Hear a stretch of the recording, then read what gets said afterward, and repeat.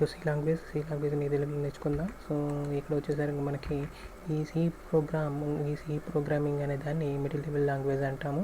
So ఎందుకని మనం middle level language అంటున్నాం అంటే కనుక సో సి ప్రోగ్రామ్, సో మనకి ప్రోగ్రాంలో 3 లెవెల్స్ ఉంటాయి. ఒకటి వచ్చేసరికి హై లెవెల్, ఇంకోటి వచ్చేసరికి మిడ్ లెవెల్, సో ఇంకోటి లో లెవెల్. హై లెవెల్, లో లెవెల్, మిడిల్ లెవెల్ అని 3 లెవెల్స్ ఉంటాయి. ఈ 3 లెవెల్స్లో లో లెవెల్స్ అంటే కనుక మెషిన్ లాంగ్వేజ్ వస్తుంది.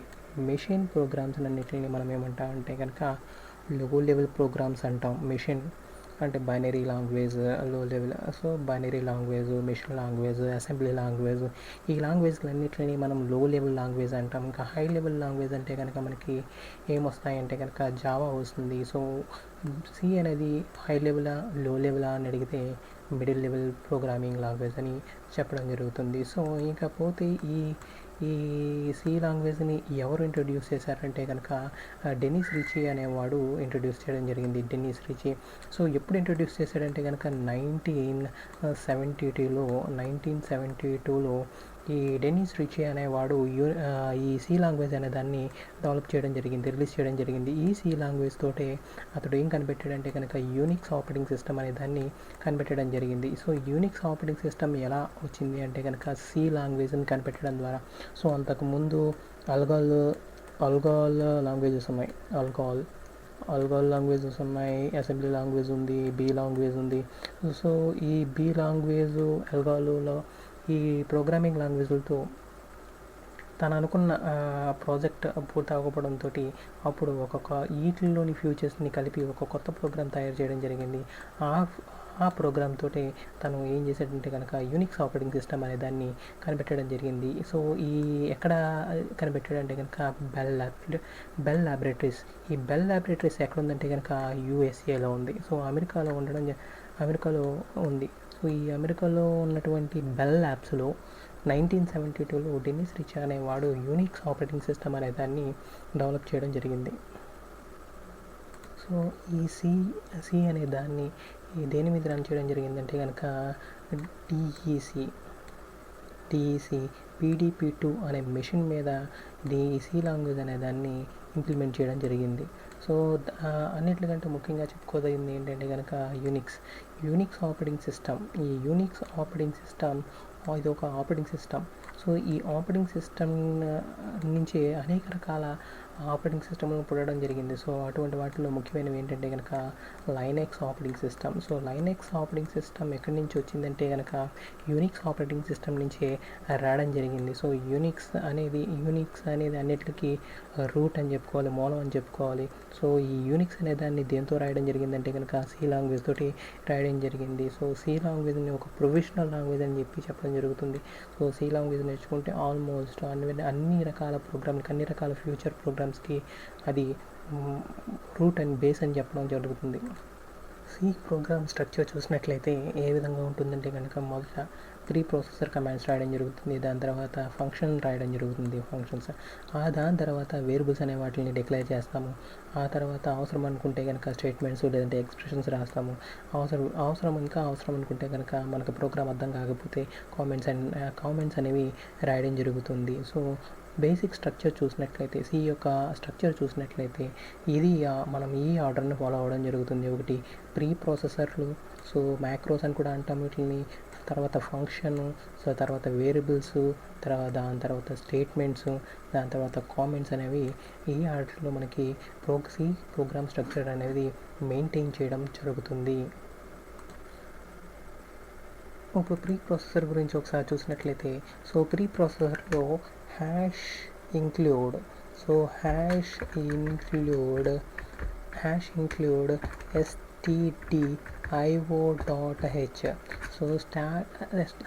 Include stdio.h.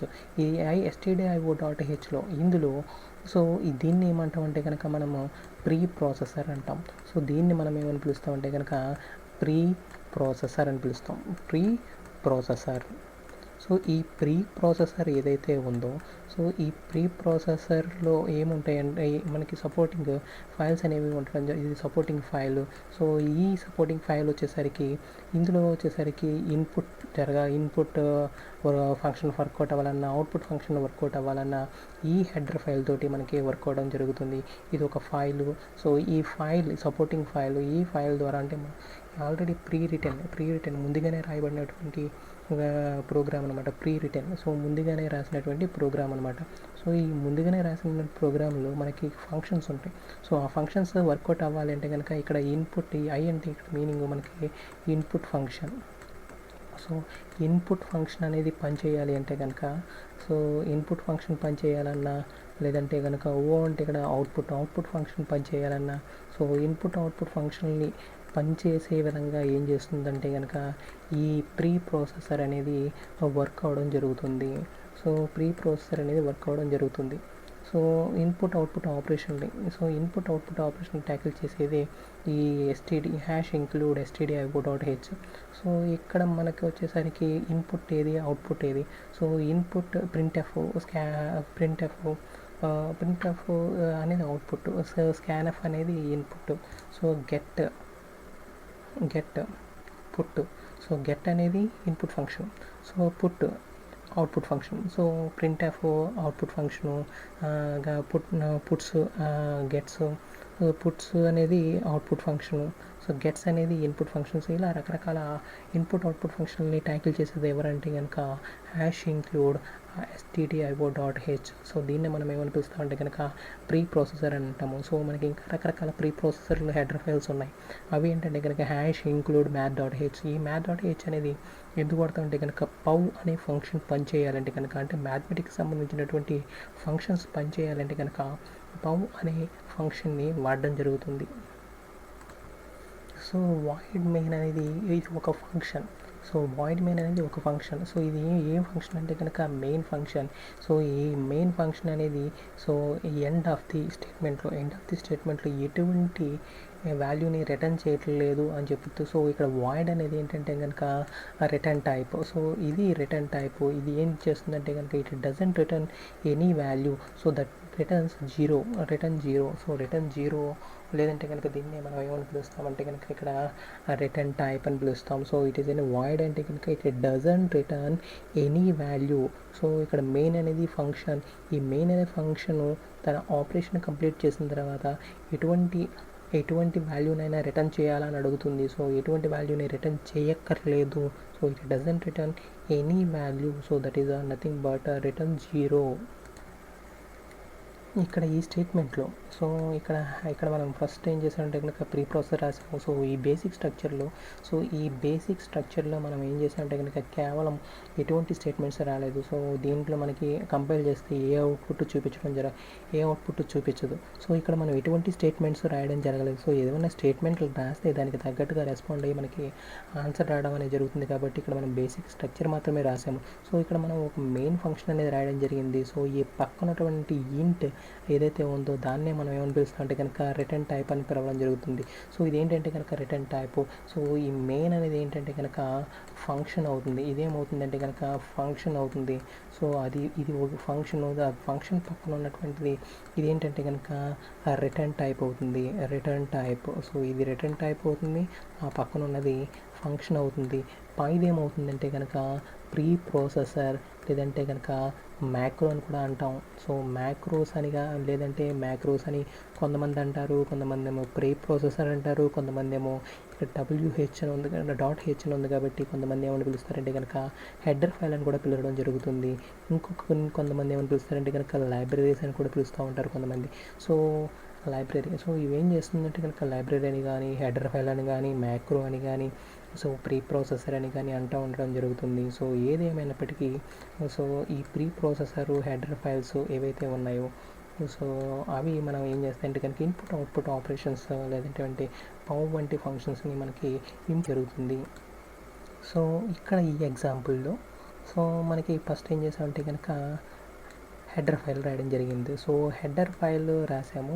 సో ఈ హెడర్ ఫైల్ తర్వాత మనం ఏం రాసామంటే కనుక ఫంక్షన్ అనేది రాసాం. సో ఈ ఫంక్షన్ పేరే ఇది ఫంక్షన్. అయితే ఈ ఫంక్షన్ పేరు ఏంటంటే కనుక మెయిన్ ఫంక్షన్ అని పిలవడం జరుగుతుంది. మెయిన్ ఫంక్షనే కానీ ఫంక్షన్లో మనకి ఇంకా రకాలు ఉన్నాయి. So user define function, system define function మనకు చూసుకోవాలి. సో ఇది ఎటువంటి ఫంక్షన్ అంటే కనుక మెయిన్ ఫంక్షన్. సో మెయిన్ పక్కన ఉన్నటువంటి దాన్ని ఏమంటాం అంటే కనుక దాన్ని డేటా టైప్ అని పిలవకూడదు. సో యాక్చువల్లీ అది డేటా టైప్ అయినప్పటికీ అది ఫంక్షన్ పక్కన ఉంది కాబట్టి దాన్ని ఏమని పిలుస్తామంటే కనుక రిటర్న్ టైప్ అని పిలవడం జరుగుతుంది.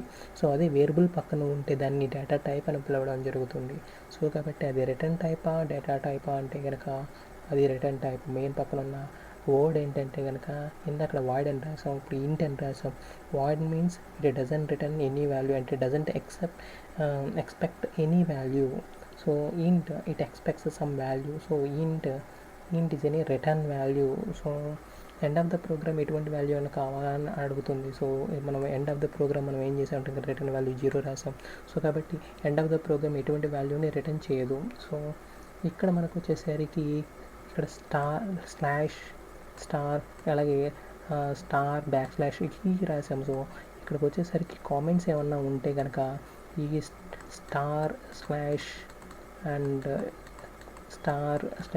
మధ్యలో రాయడం జరుగుతుంది. సో అలాగే ఇక్కడ మనకి printf అనేది ఒక ఫంక్షన్. సో ఈ printf అనేది ఒక ఫంక్షన్. ఈ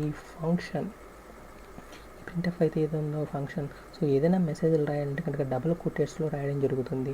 చూడండి ఇక్కడ డబుల్ కోటెడ్స్ తర్వాత మనం ఏం చేసాము hello 3c lang /n double quotes close bracket close semicolon. So ఈ విధంగా రాయడం జరిగింది. సో ఫంక్షన్స్ అనేవి ఈ విధంగా రాయడం జరుగుతుంది. సో ఇది ఓపెన్ బ్రేస్, ఇది క్లోజ్ బ్రేస్. సో ఒక ప్రోగ్రామ్ని మనం ఈ విధంగా ఫినిష్ చేయడం జరుగుతుంది. సో ఈ విధంగా రాసినటువంటి కోడ్ని మనం ఎక్కడ రాయాల్సి ఉంటుంది. సో ఎక్కడ రాయాలి, దానికి ఒక సి కంపైలర్ అనేది ఉండాలి. సో సి కంపైలర్ అంటే సి సాఫ్ట్వేర్ అంటూ ఉండాలి. సో సి సాఫ్ట్వేర్ లేకుండా మనకి ఎటువంటి సి సాఫ్ట్వేర్ లేకుండా మనం దీన్ని రన్ చేయడం అనేది కుదరదు. సో సి కంపైలర్స్ అంటే సి సాఫ్ట్వేర్కి సంబంధించినటువంటి రకరకాల సాఫ్ట్వేర్లు ఉన్నాయి. సో అందులో బేసిక్ మోడల్ ఏంటంటే కనుక టర్బోకో. సో టర్బోకో ఇది ఓల్డ్ మోడల్. సో ఈ టర్బోకోలో అంటే ఇది వచ్చేసరికి ఎక్స్పీ ఆపరేటింగ్ సిస్టమ్ మీద రన్ అవుతుంది. So old model. సో దీని వచ్చేసరికి ఎక్స్పీలో బాగానే రన్ అవుతుంది. సో విండోస్ 7లో కానీ లేదంటే కనుక తర్వాత వచ్చేసరికి విండోస్ 8లో కానీ సో లేదంటే కనుక విండోస్ 10లో కానీ సో ఇటువంటి ఆపరేటింగ్ సిస్టమ్ల మీద రన్ చేయడం కుదరదు. సో ఒకవేళ రన్ చేయాలన్నా కానీ డాస్ బాక్స్ అనే సాఫ్ట్వేర్ వేసి సో అప్పుడు దాన్ని బేస్ చేసుకుని రన్ చేయడం అనేది జరుగుతుంది. సో డైరెక్ట్గా అంటూ వీటిని ఓల్డ్ ప్రోగ్రామ్ని మనం రన్ చేయడం కుదరదు. సో ఎందుకని అంటే కనుక ఇవి వచ్చేసరికి 64-bit ఆపరేటింగ్ సిస్టమ్ లేదంటే కనుక 32-bit operating systems. So 64-bit లేదంటే కనుక 32-bit ఆపరేటింగ్ సిస్టమ్స్. సో ఇది వచ్చేసరికి 16-bit మీద తయారు చేసినటువంటి సాఫ్ట్వేర్. సో దీనికి మిస్ మ్యాచ్ అవడం వల్ల ఇదేమవుతుందంటే కనుక ఈ టర్బో సి అనేది విండోస్ 7, 8, 10 మీద వర్క్ అవడం జరగదు. సో దీనికి ఆల్టర్నేటివ్స్గా కొన్ని కంపెనీస్ ఏం చేసినాయి అంటే కనుక టర్బో 3 అని, టర్బో 2 అని, టర్బో సి 7 అని, టర్బో సి 7, టర్బో సి 8 అని చెప్పి రకరకాల వర్షన్స్ తోటి రిలీజ్ చేయడం జరిగింది. ఇవి విండోస్ రకరకాల వర్షన్స్. ఈ వర్షన్స్ అన్నీ కూడా విండోస్ 7, 8, 10లో వర్క్ అవ్వడం జరుగుతుంది. సో ఇదంతా కూడా బ్లూ స్క్రీన్లో ఉంటుంది. సో ఇది చాలామందికి ఇదంతా ఎలా ఉంటుందంటే కనుక కమాండ్ బేస్డ్. సో ఇది చాలామందికి నచ్చదు. సో ఇది బాగా ట్రెడిషనల్ వాళ్ళకి మాత్రమే నచ్చుతుంది. సో ట్రెడిషనల్గా వాడుకునే వాళ్ళకి మాత్రమే నచ్చుతుంది. కొత్త వాళ్ళకి మటుకు ఎవరికి ఇది పెద్దగా నచ్చదు. మరి ఈ సి సాఫ్ట్వేర్ని రన్ చేయాలంటే కనుక వేరే సాఫ్ట్వేర్లు ఏమీ లేవా? సో సి సాఫ్ట్వేర్ని రన్ చేయాలంటే కనుక రకరకాల సాఫ్ట్వేర్స్ మనకి అవైలబుల్గా ఉంటాయి. సో అటువంటి వాటిల్లో చాలా సాఫ్ట్వేర్స్ మనకి అందుబాటులో ఉంటాయి. సో అటువంటి వాటిల్లో మనకి ఏంటంటే కనుక note pad plus so note pad కాదు నోట్ ప్యాడ్ ప్లస్ అనే ఆపరేటింగ్ సిస్టమ్ అనే సాఫ్ట్వేర్ దొరుకుతుంది. సో ఆ సాఫ్ట్వేర్ తోటి మనం ఏం చేయొచ్చు అంటే కనుక ఈసీ ప్రోగ్రామ్ అనే దాన్ని రన్ చేయొచ్చు. సో ఇంకేం సాఫ్ట్వేర్స్ ఉన్నాయి అంటే కనుక చాలా రకాల సాఫ్ట్వేర్స్ ఉన్నాయి. సో ఇంకా సాఫ్ట్వేర్స్ ఏంటంటే కనుక CPP, C C soft, C free soft. So C free soft అనేది ఒకటి ఉంది. సో ఇందులోకి వచ్చేసరికి 5th ఎడిషన్. సో ఇందులో 5th ఎడిషన్ దొరకడం జరుగుతుంది, latest version C free. So C free అనే సాఫ్ట్వేర్లు కూడా మనకి సి ప్రోగ్రామ్స్ రాసుకోవచ్చు. అలాగే విజువల్. సో నెక్స్ట్ వన్ వచ్చేసరికి విజువల్. సో విజువల్ అంటే విజువల్ బేసిక్ లాగే. సో విజువల్ స్టూడియో వాడు అప్పుడే ఒక సాఫ్ట్వేర్ని తయారు చేయడం జరిగింది, విజువల్ స్టూడియో. ఇది సిపిపి రాసుకోవచ్చు, పైథాన్, జావా ప్రోగ్రామ్ లాంటి వాటిలో రకరకాల ప్రోగ్రామ్స్ అనేది రాసుకోవడం జరుగుతుంది. సో ఇంకేం సాఫ్ట్వేర్స్ ఉన్నాయి, కోడ్ బ్లాక్స్. కాలేజీల్లో వాటిల్లో ఎక్కువగా వాడేది అంటే కనుక కోడ్ బ్లాక్స్ అనే సాఫ్ట్వేర్ని ఎక్కువగా వాడడం జరుగుతుంది. ఇది కాలేజీల్లో అలాంటి వాటి చోట్ల ఎక్కువగా వాడడం జరుగుతుంది. సో కోడ్ బ్లాక్స్ అనేది ఈ రీసెంట్గా ఎక్కువ పాపులర్ అయినటువంటి ఒక సాఫ్ట్వేర్. సో రకరకాల సాఫ్ట్వేర్లు అనేవి మార్కెట్లో ఉన్నాయి. సో కొన్ని పెయిడ్ వర్షన్స్ ఉన్నాయి, కొన్ని ఫ్రీ వర్షన్స్ ఉన్నాయి. So free version code block అనేది కూడా ఫ్రీ వర్షనే. సో సి ఫ్రీ అనేది కూడా ఫ్రీ వర్షనే. సో విజువల్ స్టూడియో అనేది కూడా అది ఫ్రీ వర్షనే. సో ఫ్రీ వర్షన్స్ చాలా ఉన్నాయి, కానీ విజువల్ స్టూడియో అనే దాంట్లో సెపరేట్గా ఇన్స్టాల్ చేసుకోవాలి కంపారిటర్లు. సో అది బిగినర్స్కి చాలా కష్టము. సో కోడ్ బ్లాక్ కానీ, సి ఫ్రీ కానీ, సో లేదంటే కనుక టర్బో C7 కానీ, ఇవి బిగినర్స్కి చాలా ఈజీగా ఉంటాయి. సో ఇటువంటి సాఫ్ట్వేర్స్ని ఇన్స్టాల్ చేసుకోవడం ద్వారా మీ వర్క్ చాలా ఫాస్ట్గా బర్డెన్ లేకుండా అవుతుంది. అదే విజువల్ స్టూడియోలో అయితే కనుక కాస్త బర్డెన్ ఉంటుంది కొత్తగా ఇన్స్టాల్ చేసుకునే వాళ్ళకి. సో అది గమనించి మీకు మీ సిస్టమ్స్లో సరైన సాఫ్ట్వేర్ని ఇన్స్టాల్ చేసుకోగలరు.